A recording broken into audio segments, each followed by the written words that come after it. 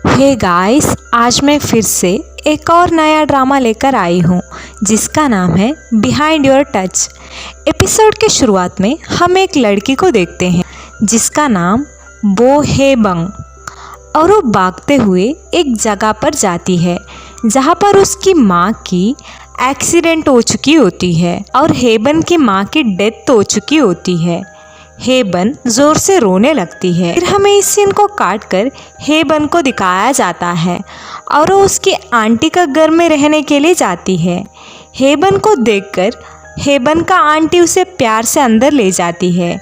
उस घर में हेबन का ग्रैंडपा भी रहते हैं। जब वो घर के अंदर जाती है तभी उसके ग्रैंडपा उसे इग्नोर करते हैं। अगले सुबह हेबन स्कूल जाने के लिए रेडी होकर जाने वाली होती है। तभी आंटी ग्रैंडपा से हेबन को स्कूल जाने के लिए ड्रॉप करने के लिए कहते हैं, लेकिन ग्रैंडपा हेबन को इग्नोर कर वहाँ से चले जाते हैं। हेबन आंटी से बताती है, कोई बात नहीं, मैं जा सकती हूँ। तभी आंटी बताते हैं, वैसे तुम्हारे क्लास में तुम्हारी मॉम की फ्रेंड की बेटी भी पढ़ती है और तुम उसे मिलो। इसके बाद हेबन उस लड़की से मिलती है। उस लड़की का नाम हो क्यू है और वो हेबन से पूछती है, मुझे पता है तुम्हारे माँ और मेरी माँ बेस्ट फ्रेंड्स है। यहाँ तुम्हें किसी से भी डरने की कोई ज़रूरत नहीं है। सबको पता है तुम डॉक्टर जंग का ग्रैंड डॉटर हो। अगर तुम्हें इस स्कूल में कोई भी तंग करने की कोशिश करेंगे तो तुम मेरा नाम ले लो, फिर वो लोग दोबारा तुम्हें तंग करने के सोचेंगे भी नहीं। जैसे कि अगर क्लास में हेबन को कोई परेशान करते हैं तो ओक्यू उनके ऊपर चिल्लाती थी। जब हेबन को एक लड़का पसंद आता है तभी ओक्यू उस लड़के को हेबन को इंट्रोड्यूस करती है। जब वो लड़का हेबन को रिजेक्ट करता है तभी भी ओक्यू उस लड़के से लड़ती है। इसके बाद हेबन अच्छे से पढ़कर स्कूल में टॉप करती है, फिर भी उनके ग्रैंडपा उसे इग्नोर करते हैं। वहाँ से कॉलेज जाते वक्त हेबन उसकी आंटी से बताती है, मैं वेटेरिनरियन बनकर आ जाऊंगी। इसके बाद हेबन को वहाँ से ओक्यू ले जाती है। फिर हमें इस सीन को काट कर 7 साल के बाद का सीन को दिखाया जाता है जहाँ पर हेबन वेटेरिनरी डॉक्टर बन चुकी होती है और वो उसकी ग्रैंडपा की क्लिनिक पर खुद के हॉस्पिटल खोलती है। फिर 5 साल और बीत जाता है। हेबन के साथ उसकी आंटी भी काम कर रही होती है। हेबन आंटी के ऊपर चिल्ला रही होती है कि हमारे हॉस्पिटल स्मॉल पेट्स के लिए है, आप मुझे गाय को ट्रीटमेंट करने के लिए क्यों भेज रहे हो।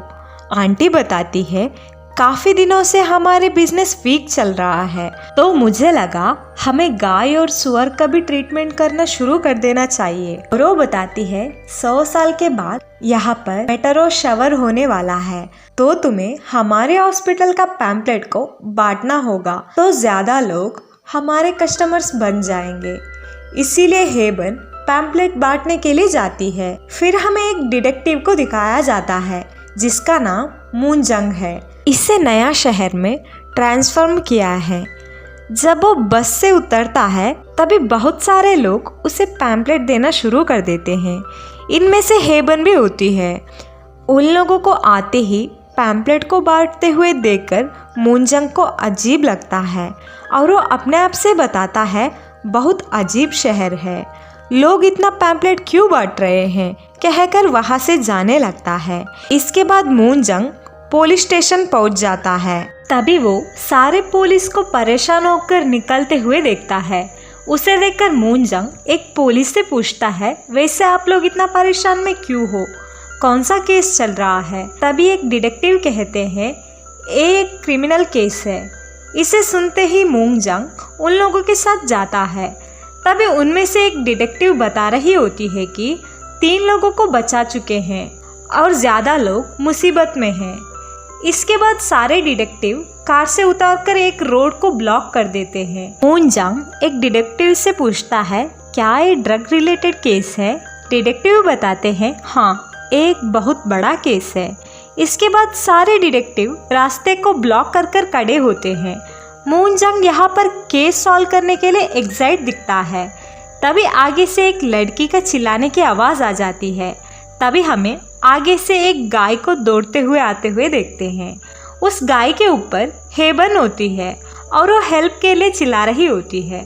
उसे देखकर मूनजंग को अजीब लगता है और वो डिटेक्टिव से पूछता है, आप कह रहे थे कि एक बहुत बड़ा ड्रग केस है, तो ये क्या था? डिटेक्टिव बताते हैं, ड्रग केस तो है, वो लड़की गाय को इंजेक्शन लगाने वाली थी। इसके बाद मूनजंग उस लड़की गाय के ऊपर क्यों बैठने गई थी? सब कुछ अजीब लग रहा है कहकर वहाँ से जाने लगता है और वो एक डिटेक्टिव से पूछता है, वैसे ये शहर कैसा है? तभी डिटेक्टिव बताता है, यहाँ का लोग बहुत अच्छे हैं, तो यहाँ उतना क्राइम भी नहीं होता है। उसे सुनकर मूनजंग परेशान हो जाता है और वो बताता है, मैं यहाँ 1 महीने रहने के लिए आया हूँ और मैं अगले महीने चला जाऊँगा, तो मैं 1 महीने में बहुत सारे केस को सॉल्व करना चाहता हूँ। तभी डिटेक्टिव बाईक्यू उसे रहने के लिए घर ढूंढने के लिए जाता है, क्योंकि मूनजंग के पास रहने के लिए कोई जगह नहीं होता है। बाईक्यू जिस जगह पर मूनजंग को ले जाता है उस जगह पर ओक्यू की फैमिली होती है, जो हेबन का बेस्ट फ्रेंड है, और वो मूनजंग को घूरते हुए देखकर पूछती है, वैसे तुम यहाँ क्यों आए हो? क्या तुम्हें कुछ कन्फेस करना था? मूनजंग बताता है, मुझे कोई कन्फेस नहीं करना है, मुझे एक रूम रेंट में चाहिए था। तभी ओक्यू वहाँ से अंदर रूम दिखाने के लिए जाती है। ओक्यू के जाने के बाद मूनजंग बाईक्यू से बताता है, उस लड़की का आंखें तो देखो, ऐसे आंखें क्रिमिनल लोगों के पास होता है। तभी बाईक्यू बताता है, तुम सही कह रहे हो, मेरी बहन क्रिमिनल जैसे दिखती है, इसकी शक्ल और हरकत के वजह से एक दिन जरूर किसी न किसी से पीट जाएगी। तभी मूनजंग पूछता है, क्या वो लड़की सच में तुम्हारी सिस्टर है? इसके बाद ओक्यू मूनजंग को घर दिखाकर रेंट के बारे में बताने लगती है और वो वहाँ से जाते वक्त मुझे बॉयफ्रेंड है कहकर वहाँ से चली जाती है। उसे सुनकर मूनजंग बाईक्यू से पूछता है, वैसे तुम्हारी बहन को इतना कॉन्फिडेंट कहाँ से आ रही है? बाईक्यू बताता है, वो पागल है, इसीलिए वो ऐसे करती है। मूनजंग पूछता है, इसका मतलब तुम तुम्हारी बहन को बहुत प्यार करते हो? तभी बाईक्यू बताता है, तुम्हें पता है मैं डिटेक्टिव क्यों बना हूँ? एक दिन मेरे हाथों से मेरी बहन को जेल में डाल दूंगा, क्योंकि वो मुझे बहुत परेशान करती है और मैं इसे सहन नहीं पा रहा हूँ कहकर मूनजंग का गले लग जाता है। दूसरी तरफ एबन अपने आंटी से कह रही होती है कि आज से मैं किसी गाय को ट्रीटमेंट नहीं करूँगी। फिर भी आंटी उससे मना कर रात को एक गाय की ट्रीटमेंट करने के लिए भेजती है और वो डबल चार्ज लेने के लिए कहती है। इसीलिए हेबन वहाँ से गाय का ट्रीटमेंट करने के लिए जाती है।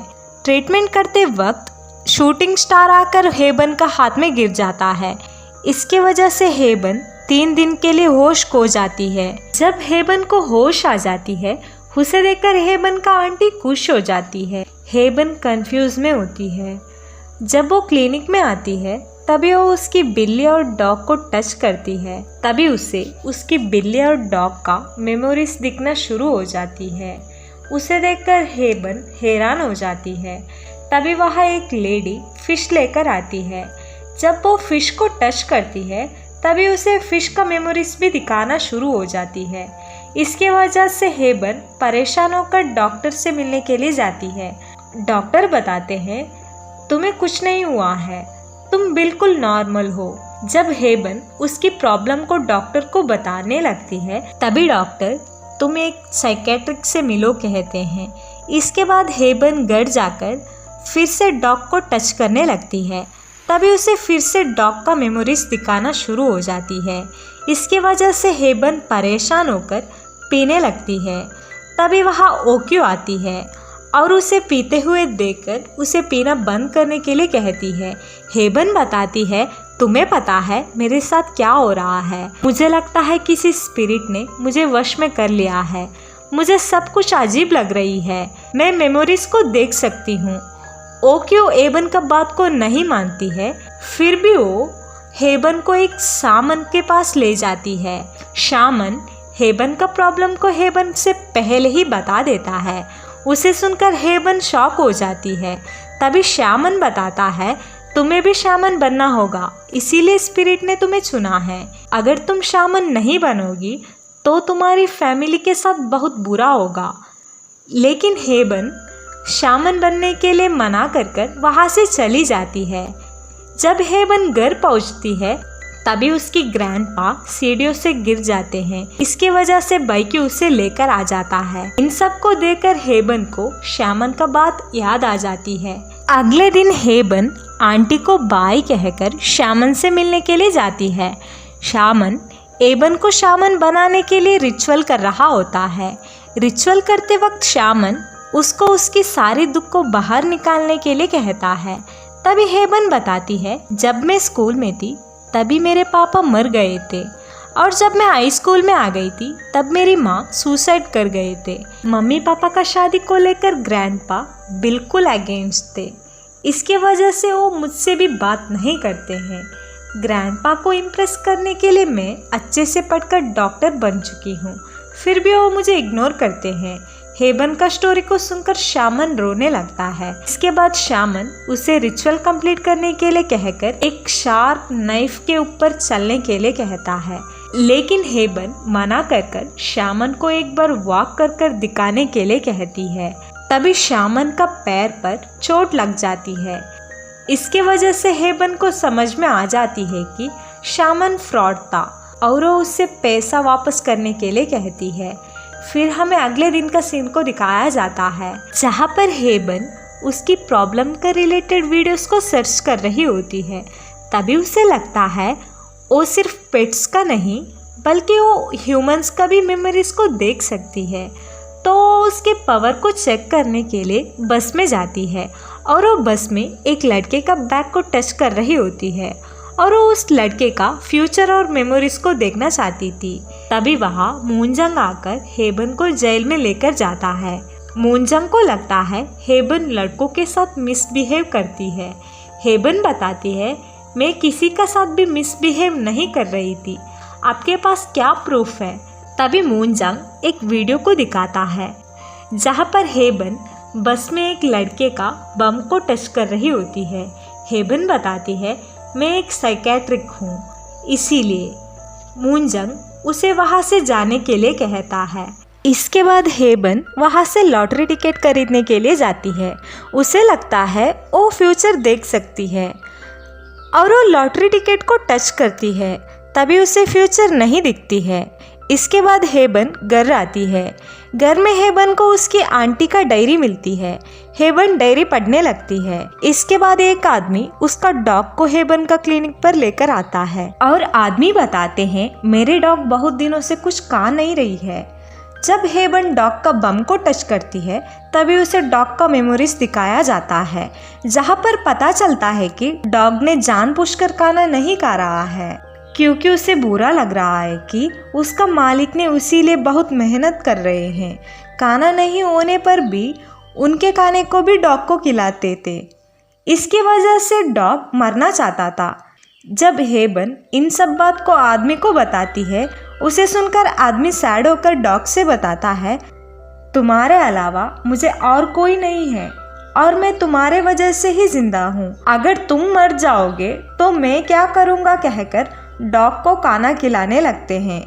इस बार डॉग खाना खाता है। जाते वक्त आदमी हेबन को थैंक यू कहते हैं। इसके बाद बाइक्यू मूनजंग को हेबन का अपस्टेयर बिल्डिंग में शिफ्ट करता है। मूनजंग हेबन से बताता है, वैसे मैं तुम्हें यहाँ से देखूंगा। हेबन बताती है, तुम मुझसे ऐसे क्यों बात कर रहे हो, मुझे रेस्पेक्ट दो। मूनजंग बताता है, मैं क्रिमिनल लोगों को रेस्पेक्ट नहीं देता हूँ कहकर मैट्रिक्स को शिफ्ट करने के लिए मूनजंग और बाइक्यू अपस्टेयर जाते हैं। जाते वक्त मूनजंग का बैलेंस बिगड़ता है और वो गिरने ही वाला होता है। तभी हेबन उसका बम को पुश करती है। तभी उसे मूनजंग का मेमोरीज दिखना शुरू होता है। मूनजंग को लगता है हेबन उसे जानबूझकर गलत जगह टच कर रही है, इसीलिए मूनजंग हेबन को पटक देता है। हेबन वहीं पर नीचे गिर जाती है। यहीं पर बिहाइंड योर टच का फर्स्ट एपिसोड खत्म होता है।